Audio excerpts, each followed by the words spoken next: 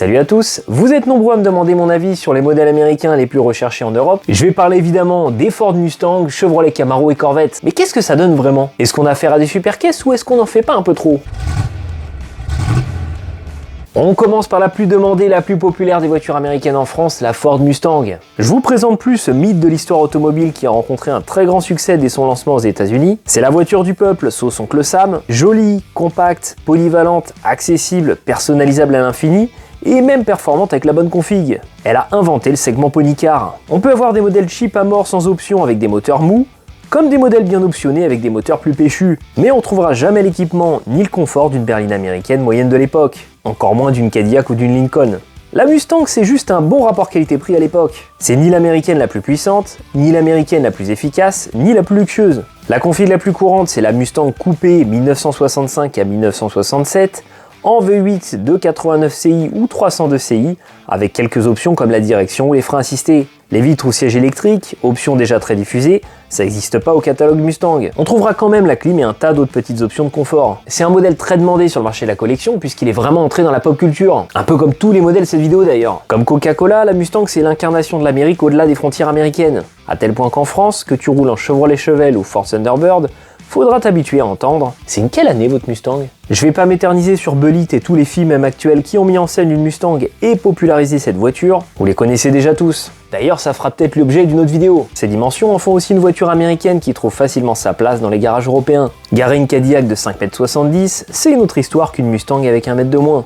Mais dans l'absolu, qu'est-ce que je pense personnellement de cette première génération de Mustang? Le look est assez sobre et efficace, il vieillit pas. C'est une jolie voiture bien proportionnée et j'ai clairement, comme beaucoup, une préférence pour les coupés fastback dès 1967. La ligne est bien plus sexy que les coupés classiques. L'intérieur peut être vraiment très beau selon la finition, on trouve tout le charme des 60s. C'est bourré de chrome et d'une grande finesse pour une voiture économique de son époque, surtout avec l'intérieur de luxe. Par contre, je suis pas du tout fan de la position de conduite. Le tableau de bord est vraiment haut et on se sent un peu encastré dedans. On se sent vraiment bas par rapport aux vitres, le siège est à ras le sol et on peut pas le reculer de beaucoup. C'est particulier. J'avais trouvé l'assise et le dossier aussi un peu ferme. En tous les cas, sur mon trajet, c'est pas aussi confortable que pas mal d'américaines de ce temps-là. C'est ce qui m'avait un peu déçu sur ma Mercury Cougar 1968, qui est sa cousine un peu plus luxueuse. Moi qui ai été habitué à des berlines US des années 70, à conduire les V8 289 et 302 CI par contre sont d'excellents moteurs parfaitement adaptés au modèle. Avec la boîte auto C4, c'est vraiment sympa. Le 390 est encore plus coupleux, mais pas mal estime qu'il alourdit vachement le nez de la voiture et dégrade un peu son comportement routier. Et puis il est vraiment trop gros ce bloc dans le compartiment étroit de la Mustang. Une simple opération comme changer les bougies devient une galère. Donc si tu cherches un peu de performance, autant rester sur un 289 ou 302 à carbu 4 corps, voire un 289 code K version high performance de 271 chevaux, ça consomme moins et c'est déjà très vif. Un 289 ou 302 à carbu 2 corps est largement suffisant pour des petites balades au doux son du V8. Par contre, embrayage très dur et haut placé pour les boîtes manuelles. Très inconfortable à la longue, surtout quand t'es grand et que ton genou tape dans le volant. C'est bien mieux chez GM par exemple. Donc bref, pour moi, Mustang première génération égale jolie, polyvalente, moteur agréable en boîte auto, mais pas du tout le confort que j'attends d'une bonne voiture américaine. Avec les années, le design évolue et la Mustang est de plus en plus musclée. Élargie en 1967, puis en 1969 pour accueillir les premiers big blocks. Ma préférence, et elle fait vraiment pas l'unanimité, c'est la génération 1971-1973 de Mustang. Celle qu'on a pu voir dans James Bond, Les Diamants sont éternels ou 60 secondes chrono l'original. Et ouais, Eleanor, c'était cette Mustang-là à l'origine. Elle ressemble plus à un de ces gros pachydermes américains comme je les aime. Elle fait bodybuildée, massive, comme un bon muscle car début 70s. Le top, c'est une 429 Cobra Jet, mais tu t'amuseras déjà suffisamment avec un 351. Après cette génération, on bascule dans la période américaine des crises pétrolières et normes anti-pollution. Les Mustangs ne sont plus que des gentils coupés un peu embourgeoisés qui ont plus grand chose sous le capot et un design assez consensuel. Ils ont bien tenté de nous faire croire que c'était le retour des perfs avec la King Cobra de 78, mais bon, de la gueule. Les performances seront vraiment de retour avec la génération suivante dite Fox. C'est un peu la Golf ou 205 GTI américaine. Sur le papier, la puissance est pas folle, mais sur la route, elle est efficace cette petite Mustang Fox. Et la puissance du V8 5 litres va faire que grimper durant la décennie 1980. Ford proposera d'ailleurs des versions d'interception sur autoroute pour la police américaine, équipées du V8 5 litres HO. La Mustang devient nouveau cool chez les jeunes américains qui se laisseraient bien tenter par une Mustang GT 5 litres dès 1987. En boîte auto, mais aussi en boîte manuelle 5 vitesses. C'est une génération de Mustang très rare chez nous mais très populaire aux US. On la voit dans beaucoup de séries télé et films de l'époque. C'était la caisse des beaux gosses de l'université. Tu sais ces acteurs de 25 ans qui se font passer pour des gamins de 16 ans, qui vont à l'école en Mustang cabriolet? Non mais sérieux, il y avait de quoi nous faire complexer ado. Question look, on est en plein dans le style boxy des années 80 et beaucoup la confondent avec une japonaise. C'est la Mustang la moins appréciée des Européens. Pour moi, elle retrouve une vraie personnalité en cours de carrière de la génération qui va suivre. Le lifting de 1999 lui fera beaucoup de bien. Parce que franchement, le début de carrière 1994-1998 est... méga fat quand même. Ce nouveau design annonce aussi des hausses de puissance et on va culminer jusqu'à 390 chevaux sur le SVT Cobra 2003-2004. Là, c'est le retour des vraies performances. Et avec le recul, je suis plus attiré par une Mustang 1999-2004 que la génération 2005-2009, qui est une bonne voiture mais que j'ai vue et revue. C'était un carton chez nous, il s'en est importé plein, donc quand tu t'es tapé comme moi des années de rassaut, d'événements, tu les as toutes vues dans toutes les couleurs, dans toutes les finitions. Je peux pas parler de Mustang sans vous parler un peu de la Mercury Cougar, sa déclinaison premium. Elle a globalement les mêmes qualités et défauts que la Mustang, mais un look différent, super réussi et surtout, elle est bien plus abordable aujourd'hui. Un modèle qui a beaucoup de charme et plein de petits détails complètement dingues. À choisir un pony car des années 60, mon choix se porterait plutôt sur une Chevrolet Camaro ou sa cousine Pontiac Firebird. Parce que déjà j'adore la gueule, surtout dans la configuration RS avec les phares planqués derrière la calandre, elle a pour elle s'être inspirée de la Mustang et de corriger certains défauts à mes yeux. Le plus flagrant c'est la position de conduite. T'es bien mieux installé dans une Camaro qui est pas beaucoup plus grande extérieurement. La planche de bord est plus éloignée, on a plus d'espace. Quand on est grand, on est plus à l'aise dans une Camaro. Sur la route, on ressent aussi moins les vibrations de la route et de la mécanique que dans une Mustang. Et ça, c'est en partie dû à sa conception différente de la Mustang, avec faux châssis séparés de la coque à l'avant. La différence se fait aussi du côté des moteurs. On est déjà à la bourre chez GM dans ce segment, alors on va pas y aller mollo sur la puissance. D'ailleurs, la Camaro sera la seule voiture de l'époque à proposer autant de choix moteurs. 8 au total en 1967. Tu peux directement taper dans le Big Block 396 6 litres 5 de cylindrée pour 375 chevaux bruts. Si sur le papier le rapport poids-puissance est très proche de la Mustang parce que la Camaro est plus lourde, sur la piste, le Big Block Chevrolet est bien plus véloce que le 390 Ford. Le 390 Ford, il a pas grand chose d'un moteur haute performance dans sa conception, contrairement à un 427 Ford par exemple. Sur la Camaro, la direction est plus précise. On n'a pas le système Ford archaïque compliqué pour rien, avec vérin hydraulique et tout le bordel, je sais de quoi je parle. J'ai galéré à refaire toute la direction de ma Mercury Cougar pour qu'à la fin ce soit toujours aussi flou. C'est propre au Ford de cette génération. Les essais d'époque avaient démontré que la Camaro première gène offrait un meilleur ressenti de la route, un comportement routier et un freinage plus sain que la Mustang. Ouais, pour moi la Camaro est pas parfaite, mais elle a comblé pas mal de lacunes que je trouvais à la Mustang.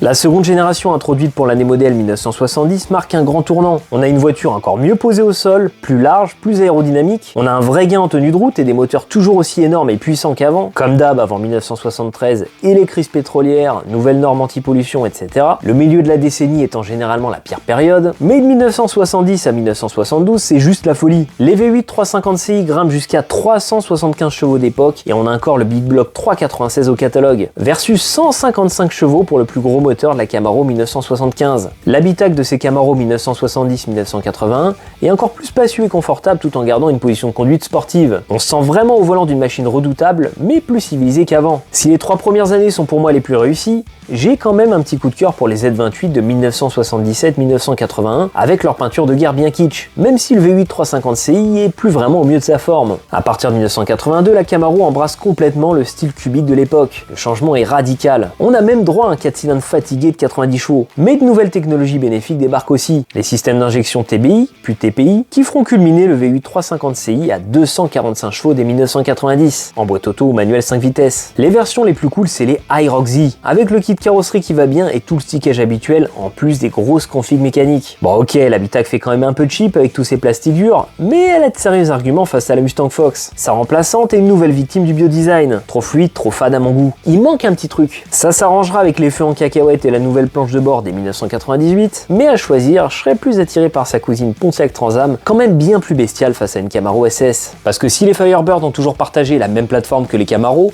elles se sont bâties leur propre identité, leur propre caractère. Que ce soit dans le look unique, les versions mythiques comme les Formula ou Trans Am, les motorisations folles comme les V8 400 Rammer ou les V8 455 Super Duty, les Pontiac Firebird ont su se distinguer sur 2 générations. Avant que GM ne revienne à la raison pour l'année modèle 1982, en réduisant les coûts de production et en mettant en commun de plus en plus de pièces entre Camaro et Firebird, à commencer par des moteurs Chevrolet pour tout le monde. Le Rammer des Trans Am 1997-2002, c'est un V8 Chevrolet et pas le retour inattendu d'un moteur Pontiac. On termine avec la Corvette, là on joue pas du tout dans la même cour que les Mustang et Camaro. Avant de continuer, si vous aimez mes contenus, n'hésitez pas à vous abonner, ce sera un vrai soutien pour la chaîne. La Corvette c'est une vraie voiture de sport sans compromis, une stricte de place avec les moteurs les plus puissants du constructeur, une conception bien plus moderne et avant-gardiste que les autres Chevrolet. On a donc une voiture performante, collée au sol qui tient bien la route. Le top de l'efficacité chez GM. Tout ça fait que c'est un modèle qui neuf était assez cher, moins moins abordable qu'une Pony Car. La Corvette, c'était la voiture de sport américaine qui faisait rêver aussi bien les Américains que les Européens. C'est le poster de la chambre d'ado des années 1960 à aujourd'hui. La Corvette C1 est ni plus ni moins qu'une inspiration des roadsters anglais et démarre sa carrière avec un 6 cylindres en ligne. Les choses se gâtent sérieusement avec l'arrivée du premier V8 à injection mécanique en 1957. C'est le futur. On a littéralement une barquette toute légère avec la coque en fibre de verre et un V8 de 283 chevaux. Chose inédite, sur une américaine, on a un cheval par pouce cube.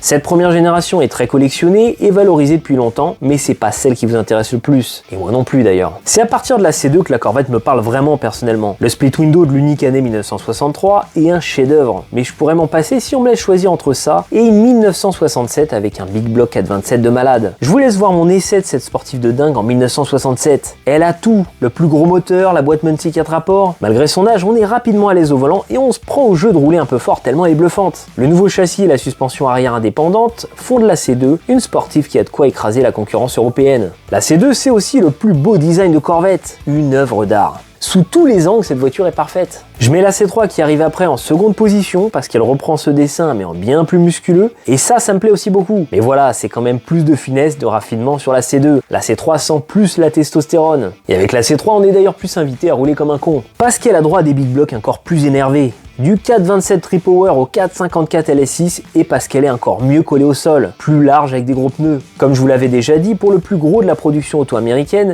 le milieu des années 70, c'est un peu la période ingrate. Les moteurs sont dégonflés au max, on sent les constructeurs un peu paumés dans ce climat compliqué entre les crises pétrolières et les normes anti-pollution, et la Corvette y échappe pas. Donc l'âge d'or des C3, c'est souvent 1968-1973 parce qu'elle a encore des chevaux et les pare-chocs chromés, puis 1977-1979 parce que la puissance remonte à nouveau, mais sans jamais atteindre les niveaux du passé. Les autres périodes compliquées de la Corvette, c'est la transition C3-C4 entre 1980 et 1984. En fin de carrière de la C3, Chevrolet expérimente de nouveaux systèmes d'injection dans le fameux Crossfire qui permet de tirer plus de chevaux et de répondre aux nouvelles normes de pollution. Il apparaîtra que pour les années modèle 1982, dernière année modèle de la C3, et 1984, première année modèle de la C4.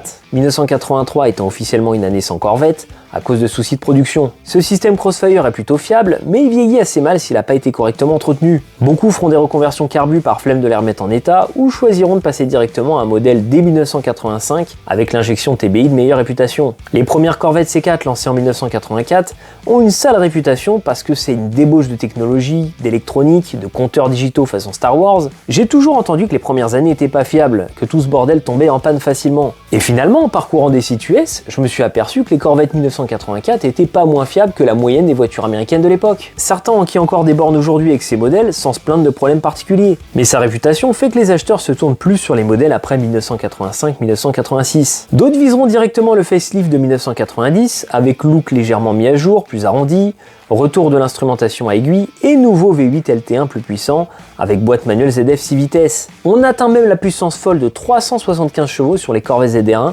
et leur V8 5 litres 7 toute allure retravaillé par Lotus. Je vais aller assez vite sur les C5 qui sont une évolution logique des C4, toujours plus efficace, plus puissante et plus arrondie, époque oblige. C'est la dernière Corvette avec phare rétractable. Elle reçoit un nouveau V8 LS1 tout alu qui vient remplacer le fameux LT1 pour gagner en légèreté et en performance. Une sportive qui a jamais vraiment eu à rougir face à la concurrence européenne de son époque. C'était mon avis, mes conseils sur les modèles de voitures américaines anciennes qui vous intéressent le plus. Je vous ai pas parlé des modèles plus récents, importés neufs chez nous et déjà bien couverts par les médias français. Je vous ai pas parlé non plus de budget parce que ça évolue pas mal et que les prix sont complètement différents en fonction de l'année, de la config et de plein d'autres détails. Maintenant vous voulez peut-être franchir le pas et acheter la vôtre. Soyez très vigilants parce que ces modèles convoités sont souvent soit mal préservés, soit assez mal restaurés pour une revente rapide. Les malfaçons sont fréquentes et quand on connaît pas, on se retrouve à acheter une voiture très moyenne, voire pourrie, au prix d'une vraie belle. Le marché de ces voitures, c'est un peu la foire à la merguez. Les exemplaires vraiment sains et intéressants sont pas si nombreux. C'est pour ça que je propose maintenant mes services via ma société Rumbler.